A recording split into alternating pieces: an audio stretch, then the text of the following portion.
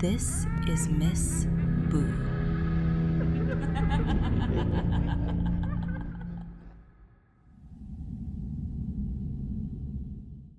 Dennis and I hadn't spoken in almost 17 years.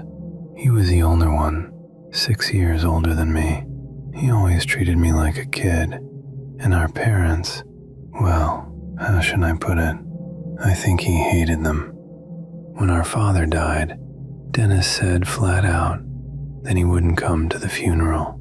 He didn't want to hear about any of it. He screamed at our mother, and he told me to go to hell too, for always taking our parents' side, even though, according to him, they didn't deserve it. I was angry with him for a long time. When Dennis turned 18, he left home, and I was left alone with our mother. Her condition slowly got worse.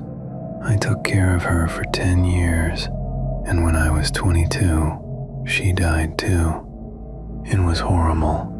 I loved my parents, and losing both of them pulled me into a deep, dark place. But the worst part was Dennis's behavior. When I called him to tell him that our mother had died, he only said she deserved it. I was furious with Dennis. He didn't even come to her funeral. I couldn't reach him afterward either. Maybe that was for the best. It would have been nothing but arguing and chaos anyway. But when I was at the lawyer's office, handling our parents' will, Dennis showed up. I snapped. I went after him like a madman. I insulted him in every way I could, right there in the lawyer's office. I threw everything I had at him, asking how he could be such an asshole. Our parents had raised us properly. They had done everything for us, and this is who he turned out to be. Dennis didn't react to any of it. He was completely indifferent to my insults. He said he wasn't there for the money or our parents' estate. There was only one thing he cared about: selling the house we grew up in, selling it to someone who would promise to tear that filthy place down to the ground. That's when I completely lost it and attacked him. We got into a violent fight. The police showed up and, yeah, the whole situation turned out pretty ugly. But that was a long time ago. The house was sold and Dennis disappeared. I thought I would never hear from him again. I didn't even think when my phone rang. I was waiting for a package anyway, so I assumed it was the courier or something like that. But when I picked up, a familiar voice spoke on the other end. "Hey, little brother," Dennis said. Even after all these years, my stomach clenched. A whole world, a whole life I thought I had left behind came crashing back. Hearing Dennis's voice through the phone made everything echo inside me. I talked to Dennis then. Part of me felt like I should just hang up and tell him to go to hell. But he was my brother. Maybe it was time to forgive him after all these years. 6 months passed. Dennis and I talked every week. You could say he'd grown up. Well, maybe. I'm not sure. Talking to my brother brought up a side of our parents I had never known. To them, I had always been their sweet little Max. They loved me. They took care of me. In my memories, Dennis had received that same love. Our family had been a decent, honest, loving home. But Dennis remembered things differently. When he first told me, I thought he was losing his mind again, trying to drag our parents' names through the dirt. But he insisted they had starved him, that they had done terrible things to him. He said there were times they locked him in the basement for days, tied him up, and wouldn't even let him use the bathroom. So he had no choice but to soil himself. And if that wasn't enough, they punished him constantly. Our mother beat him with a leather belt almost every day. Our father preferred to choke him until he passed out. I didn't believe him, not until, during a video call, he showed me proof. His back, legs, and arms were covered in old scars, long marks, like he'd been whipped. One of the joints on his index finger was missing. He said our father had cut it off with pruning shears when he was around 10 years old. Dennis was a tortured man with a tortured soul, and finally, I understood why he hated our parents so much. But my own world was turned upside down too. The people I had loved, the people whose absence still hurt like hell, had treated their other, older child like monsters. How could I not have noticed any of it when I was a kid?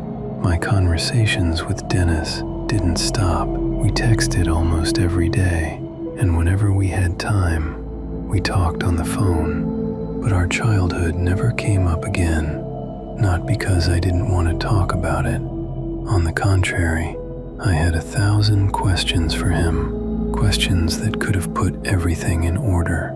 Still, something inside me felt, or maybe decided, that it was better not to dig any deeper. It felt like, aside from Dennis, nothing remained for me from that past. Our parents were gone. There was no one left to ask what really happened. No one to tell me whether brother was telling the truth. I have to admit, that was what held me back the most. What if Dennis was lying? 17 years is a long time. I had no idea where he'd been or what he'd done. He said he had lived in South Korea for a while. He'd had a family, but things hadn't worked out, and he was divorced now. He had a 14-year-old daughter. He even showed me a picture of her. But still, I don't know. What if he was lying? Why had our parents never hurt me? I couldn't hide my doubts forever. During one of our conversations, Dennis asked why I'd been acting so strange lately. So I told him everything I felt, and everything I was thinking. Surprisingly, he didn't get angry or defensive. Maybe it was because he was almost 50 years old now, not the furious teenager who had once hated our parents. Dennis didn't explain any of it. He didn't argue or try to justify himself. He just said he wanted to come see me. That caught me off guard. He told me he was sick. He hadn't wanted to worry me, but there were problems with his heart. He wanted to see me while he still could, and to tell me everything in person, to explain why our parents had locked him in the basement for days and what they had done to him there beyond the torture. I agreed. I can't even describe what I felt in that moment. Finding out the truth about your family at 42 years old. What is a person supposed to say? What are they supposed to feel? Dennis booked a flight for 2 weeks later, and he asked just one thing of me: to pick him up at the airport. When the day came for me to go pick up Dennis, everything hit me at once.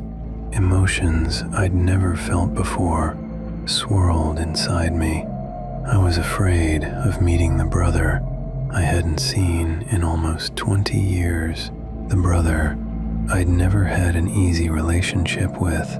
At the same time, a childlike excitement burned inside me because it felt like Dennis and I had never been this close before. I spent the entire morning pacing around the apartment, restless and on edge.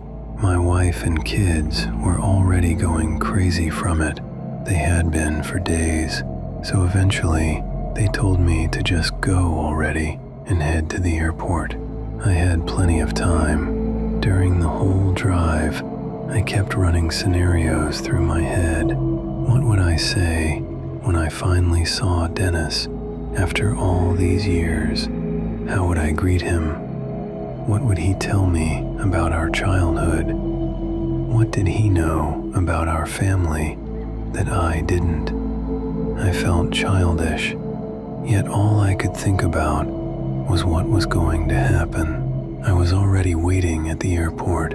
According to the board, Dennis's plane had landed. There had been a delay earlier, but thankfully, it arrived on time in the end. I stood at the exit, nervous, waiting to catch my first glimpse of him. And when I did, that stubborn young man I hadn't seen in nearly 20 years, the one I'd last met in a fight so violent I ended up in the hospital, was now walking toward me in the body of an old man. He wasn't elderly, not really, but the years and everything he'd been through were etched into his face. Max. Dennis stopped in front of me at the airport exit. It's been a long time, little brother. I thought I was going to cry right there. Nostalgia, emotion, everything hit me at once, harder than the flower pot Dennis had smashed over my head back in the lawyer's office. But I didn't cry. What kind of sight would that have been? An old man breaking down in the middle of an airport. I swallowed hard, held back my tears, shook his outstretched hand, and patted him on the shoulder. "That's for sure, Dennis," I said with a faint smile. Then I took his bag and we headed out to the parking lot. We talked the whole drive home. Nothing important, just talking, like two brothers, finally acting like brothers. Dennis was different from how I remembered him. He'd become an older man, calm and cautious. If he'd been like this when he was younger, maybe it wouldn't have taken so long for us to find our way back to each other. "Max," Dennis said after a short stretch of quiet driving, "could you take me to our old house now? Right now?" I looked at him as I passed a slower truck. "Yeah, I just want to get it over with," Dennis said, his voice trembling. I nodded, feeling the weight of it. "Ah, damn," I said suddenly. "But Dennis, I need to swing by home first. I left my work phone there. It's really important." "Sure, Max. But after that, please take me to the house." I pressed down on the gas. Our old house was far from where we were. If I went home first, I was looking at least a 5-hour drive. I parked in front of our apartment building and jumped out of the car. "I'll wait here," Denny called after me. "You'll be faster without me." Okay, I said, confused. "But there's an elevator. You could come up." No. Denny waved it off. "We'd just get stuck. I want to see the house today." I nodded and rushed inside, up to the loft, straight to the apartment. My wife and kids weren't home, either grocery shopping or at the nearby bakery. They'd said they were picking up a cake from my brother's arrival. I scribbled a quick note saying we'd be home late, grabbed my work phone from the kitchen counter, and hurried back toward the elevator. My phone rang in my hand, and I immediately looked at the screen, hoping it was something important. It was Denis. The phone I'd brought with me was my personal one, not the work phone. I'd mixed them up. The work phone had been with me the entire time. "Denis?" I answered. "I'm coming. I'll be right there." "Where?" Denis asked, sounding exhausted. "Max?" "Down at the car, with you," I said, confused as I stepped into the elevator. "Max," Denis continued, his voice tense. "I couldn't come to see you. I got sick this morning. I'm at the hospital. I've been calling you for hours." "What?" I said, stunned. "Max, I never got on the plane," Denis said sharply. "Denis, is this some kind of joke?" I said as I stepped out of the elevator. "You're sitting in my car. I'm coming right now, and then we're heading to Mom and Dad's house." "Max, listen to me," he coughed into the phone. "You can't take him back." "What?" I cut in. panic rising. Denis kept coughing, unable to continue. There was a clattering sound, like something being knocked over.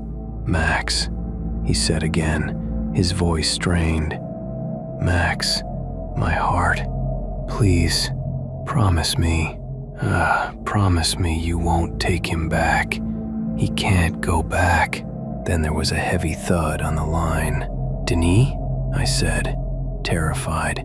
"Denis, are you okay?" There was no answer. I could hear voices in the background, doctors maybe. I heard equipment rattling and people shouting urgently. The call disconnected. My hands were shaking as I stepped outside through the front door. Despite the winter cold, I felt like I was about to burst into flames. I stared at my car, frozen in place. Denis was sitting inside. He was staring out the window, his eyes dull and unfocused. He just sat there, completely still, not even blinking. I stood there, unable to move, and then I saw his hand.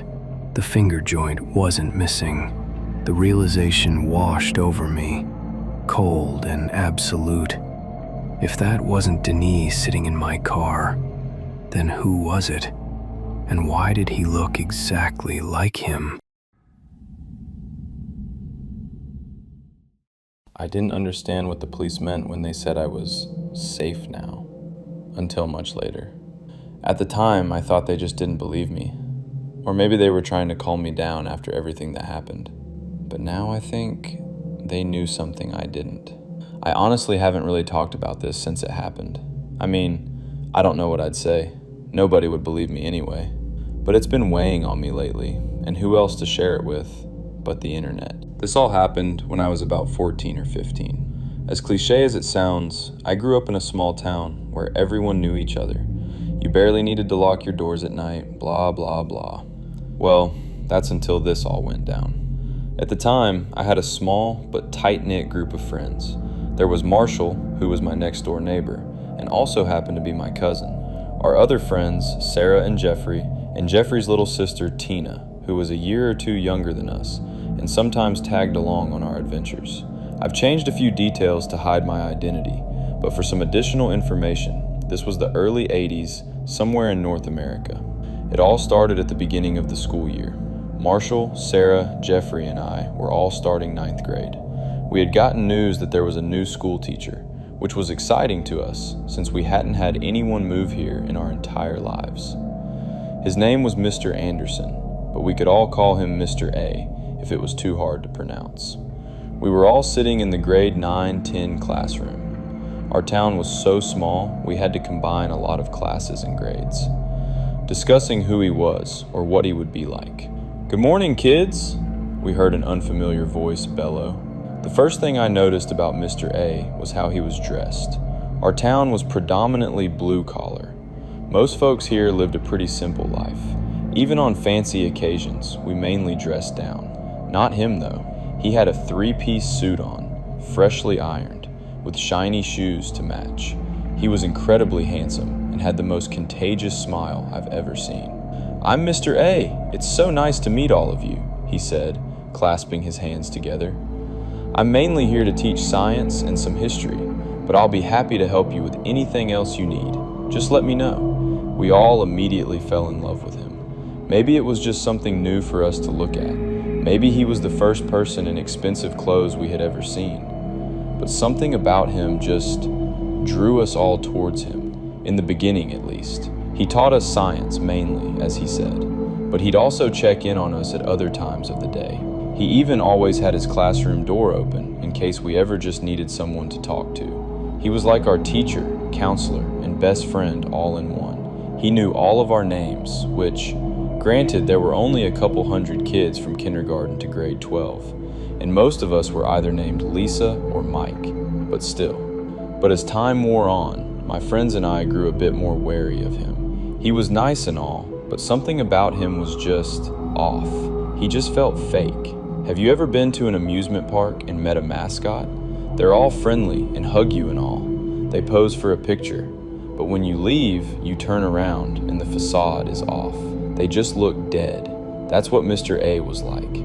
One day, it must have been around November, Marshall and I had stayed a little after class to get some help with chemistry. Even though at this point, my friends and I had grown a little wary of him, even still, he was so charming, it was hard not to be drawn to him when he talked to you. I don't even know how to explain it, but he made you feel like the only person in the world. "All right, thanks, Mr. A," Marshall said, collecting his work and shoving it into his bag. I stood up and waited for him by the door. "No problem, bud. It's what I'm here for." He winked and smiled, that magnetic smile of his that lit up an entire room. Marshall and I left the room, but I peered through the window after we shut the door, and his smile was just gone. In its place was the most terrifying face I'd ever seen. It was a hideous snarl, not in an "I just smelled something disgusting" way, but in a way that just said he wanted to hurt someone. And that's when I reflected on that damn smile. In all of the times I had seen it, I realized it had just never reached his eyes. It was the most beautiful smile I'd ever seen, but above his mouth, there was just nothing. No joy, no warmth. He was faking his charisma. That day, we had met up with our friends at Jeffrey and Tina's house, since they had the biggest basement. I explained to them what I had seen after leaving Mr. A's room, half expecting them to call it bullshit, since everyone else in town seemed so in love with him. But to my shock, they agreed with me. "Yeah, he's kinda weird," Jeffrey said, as his mom brought us a plate of cookies. "Thanks, Ma. My friend Lisa and I saw him watching us through a window when we went home for lunch. And also, he smells really bad if you've ever been close enough to him. Like roadkill," Tina added. "I don't even know why he was in our classroom. He doesn't even teach our grade." Sarah had stayed quiet up until then, but I could tell she had something she wanted to say. "I've seen him do some weird things. He lives close to my house, I think. I see him walking past my house a lot, and he's not like how he is at school. I don't know, just something about him looks off. If I say what I saw, will you guys believe me, no matter what?" We all nodded. It was really late one night, and I woke up to get some water. I looked out the window, and he was just there, in the middle of our street. But he wasn't walking, he was crawling, like some sort of animal, and he looked at me, so I ran back to my room. But when I looked at him, his eyes were different.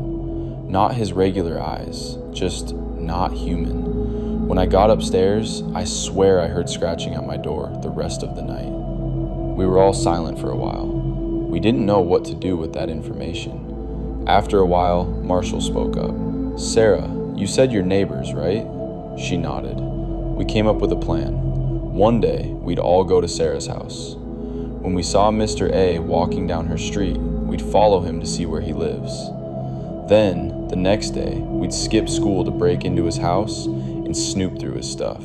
Truthfully, I don't know what we thought would happen. I don't know if we thought demons or monsters or whatever we thought Mr. A was carried around monster identification cards or something. But whatever we expected, it definitely wasn't what we found. We successfully enacted the first part of the plan the next Monday after that conversation in Jeffrey's basement. As quietly as we could muster, we followed him on our bikes. Well, that was until he walked straight into the woods. Sarah lived on the outskirts of our town. Past the final house on her block was thick woods. It was near impossible to navigate it. We had tried for many summers. But he just walked into it like he didn't even see it. We ditched our bikes and tried to follow him through the woods. It was hard, but we managed to do it. He eventually led us to what looked like an abandoned cabin. Was that his house? It was barely standing. We watched in horror as he opened the door, but his arm phased right through the wood. He opened the door from the inside. Before he stepped into the house, he looked back and made direct eye contact with us. He smiled at us. Not that charming, ingenuine smile he always gave at school. This one was sinister. I've never seen any human give that expression before. It was pure evil. It was a quiet bike ride home. That night, we had decided that Tina wouldn't be allowed to come with us the next day, much to her dismay. "But I want to help," she protested. "I think he's creepy and weird, and I want to come with you guys." "Tina, no. I know you just want to help us, but I'm not letting you. Best case scenario, Mr. A is a magician who's creeping on girls. Worst case scenario, we're dealing with demonic shit. I promise you'll be allowed to hang out with us as much as you want after this. But just this once, stay home with Mom, Jeffrey said roughly. Sarah, Marshall, and I exchanged glances. Obviously, we were no strangers to Tina and Jeffrey's bickering, but this seemed different. Tina sighed. Okay. The night came and went, and we had all successfully lied to our parents about being sick. Once they had all gone to work, we snuck out. We somehow navigated through the thick woods and found that stupid cabin again, and crept our way in. We all stood there in silence. Whatever this was, there's no way any human was living in here. It wasn't what was in there, it was the lack of what was in there. It was just empty. No furniture, no photos, not even a toilet or kitchen. In my lifetime since this day, I've encountered squatters. I know it's possible to live with no electricity or running water, but there was just a complete lack of anything here. No garbage on the ground, no milk jugs full of piss, nothing. How did he come to work so sharply dressed every day, if this is how he was living? I knew you guys would be coming around. We heard, and all four of us jumped. We had thought he was at work. He came out of the shadows. I was horrified. He looked even less human than usual, but he was still keeping up that stupid, charming voice. "What are you?" Marshall asked, backing up. Mr. A laughed. "That's not important." As he spoke, his voice started warping, almost like a melting record. It got less and less human as he continued. "What's important is that none of you ever tell anyone what you saw." "Then we won't, I promise. We'll leave, and I swear we'll never tell anyone. We'll take it to our graves," Sarah said, and Jeffrey nodded frantically. As they pleaded, I paid attention to his face. It was moving. His skin looked like it was morphing into something else. "That's not what I meant. What I meant was that none of you will leave here again. Do you see what's happening to me? It's been so long since I've fed." At this point, his voice was completely different. It was so atonal. People have a speech pattern. You may not notice it, but they do. When someone's speaking with no rhythm, it sounds truly so disturbing. His voice was deeper than I thought a person could go. But then again, whatever he wasn't a human. His face had melted away.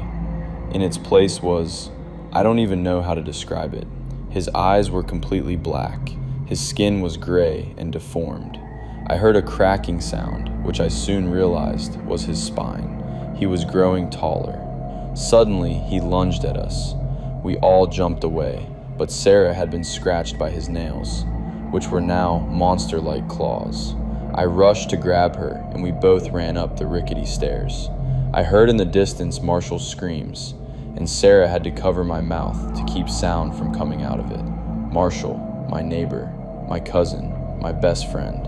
I heard the sickening sound of flesh and bones being pierced through, and thought back to all of the birthday parties and slumber parties we'd have, and how many I'd have without him in attendance. We held our breaths as we heard footsteps approaching us. We both let out a sigh of relief when we saw Jeffrey. He hid with us in an empty closet. We whispered as quietly as we could, discussing an escape. "I think I saw a window in this room before I found you guys. If we jumped out, we'd probably break a few bones, but we'd survive," Jeffrey said. Sarah and I nodded as we slowly opened the door. It was eerily silent, not even footsteps. I couldn't even hear Marshall's groans of pain anymore. At least he wasn't afraid anymore. We almost made it to the window when I felt Sarah grip my arm. I looked up and froze in fear when I saw what she was looking at. There was a reason why we couldn't hear Mr. A looking for us anymore. He had already found us. There he was, on the ceiling, grinning at us with a haunting smile. He crawled down the wall slowly. He was teasing us. Sarah still had a scratch that was bleeding heavily. I was frozen in fear. There was really no hope for us as he slowly crept towards us. we knew it was over. That is, until Jeffrey lunged towards him. "Jeff, stop!" Sarah shrieked. I tried to tell him to stop, but I was still frozen. Jeffrey was tall for his age, and he played football, but we knew it was a losing battle. There was no way Jeff was beating whatever that thing was. He looked at us, terror in his eyes, although I could tell he was trying to hide it. "Just go, through the window, now!" I felt a rush of adrenaline as I suddenly had control over my body. I approached the window as fast as I could, Sarah close behind me, but she wasn't fast enough. Mr. A reached one arm forward, and even though Jeffrey tried to stop him, it was no use. His razor-sharp claw pierced through her skin as she collapsed on the ground. Jeff and I shared a look, tears in our eyes, but there was no time to waste. I grabbed him as fast as I could and jumped backwards through the window. We hit the ground with a thump. I could immediately tell my arm was broken, but Jeff clearly had it worse than me. "Go," he managed to say. "Come on, let's get up. We have time." I winced as I heard Sarah's screams in the house. "He's busy." I grabbed his arm, but he slapped it away. He shook his head. "I'm not getting out of here, man." "No, come on, please. I'll carry you." "Too slow. You're getting out of here." Maybe I was just in denial, but Jeffrey wasn't. Looking back, logistically, there was no way he'd survive this, even with the best healthcare in the world. I've never seen so many injuries on one person. He knew it was his time. He gave me a shaky smile, tears in his eyes. "Will you tell her what I did?" I nodded. "Make sure nobody bullies her, okay?" I began to cry as I began to leave. I didn't want to leave him, but I could hear Mr. A approaching. Then, I ran as fast as I could. My family moved pretty soon after that. I tried to tell the police what happened, what really happened, but they didn't believe me. They said Mr. A was a monster, but not the kind I was thinking about, and that I was safe now. I knew it wasn't true. As for Tina, we didn't really keep in touch. I tried to tell her what happened, but her mom wouldn't let me near her. Maybe I'll try to find her on Facebook. I did promise Jeffrey, after all. As for Mr. A, I haven't seen him since. Well, at least, that's what I tell everyone. The night after the cops found me, broken arm, covered in blood that wasn't mine, stumbling around the streets, I was being treated in the hospital. Not the shitty, tiny healthcare facility in our town. I had been airlifted to 1 mile away in the nearest big city. I had many things wrong with me, but my parents were told I'd make a full recovery. That night, I laid in my hospital bed, in complete shock.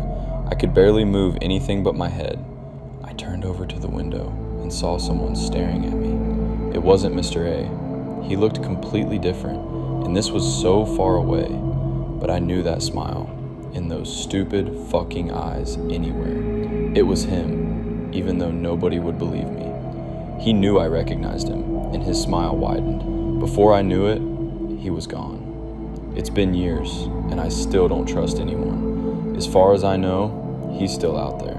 So please, if you ever meet someone who just seems a little off, even if everyone loves them, listen to your gut and run far away while you still can. It's been years, and for a long time, I kept telling myself he was still out there somewhere, that one day I'd see him again, in a crowd, or passing by a window, or standing somewhere he shouldn't be, and that I would recognize him instantly, no matter what he looked like, because you don't forget something like that. You just don't. But the truth is, the part that never left me, the part that kept coming back no matter how hard I tried to bury it, wasn't what I saw in that hospital room. It was what didn't happen in that house. Because the more I thought about it, the more it started to fall apart. None of it made sense. He didn't chase me. He didn't run after me when I got out. He didn't even try. And I kept telling myself it was because he was distracted, or because he didn't care, or because I just got lucky. But deep down, I knew that wasn't true. Because something like that doesn't just let you go. Not unless it already got what it wanted. And I didn't understand what that meant for years. Until I started noticing things. Small things at first. Things that were easy to ignore if you didn't think too much about them. Like people looking at me just a little too long. Like they could feel something was wrong, but couldn't explain it. Or dogs getting tense when I walked past them, sometimes even growling, like they were seeing something I couldn't. And kids would just start crying if I got too close. No reason, just crying. And I told myself it was nothing, that I was just different after what happened, that trauma changes you, that people can feel it, even if they don't understand it. But one night, years later, I was standing in my bathroom, brushing my teeth, not thinking about anything, just staring at my reflection like you do when your head is empty. And at some point, I smiled. I don't even know why. It just happened. And that's when I felt it. Something was wrong. Not in my head, in my face. Like it wasn't moving the way it should. Like it didn't belong to me. The smile looked too perfect, too still, like it was being held there. And I leaned closer to the mirror, trying to understand what I was looking at, trying to convince myself I was imagining it. And for just a split second, my reflection didn't match me. I had already stopped smiling. I know I had. But in the mirror, the smile stayed, just a little longer. Not long, not enough to scream, just enough to know. And in that moment, everything finally made sense. He didn't let me go because he couldn't stop me. He let me go because he didn't need to. Because whatever was in that house didn't stay there. And after everything I've seen, after everything I've felt, I don't think he's out there anymore. If I'm being honest, I don't think he ever left. And if you ever meet someone who seems just a little off, even if everyone else likes them, even if nothing about them looks wrong, pay attention to the way they smile. Because sometimes it stays just a little too long. And that's when you run. If this story gave you chills, don't forget to subscribe, because the next one might be even worse.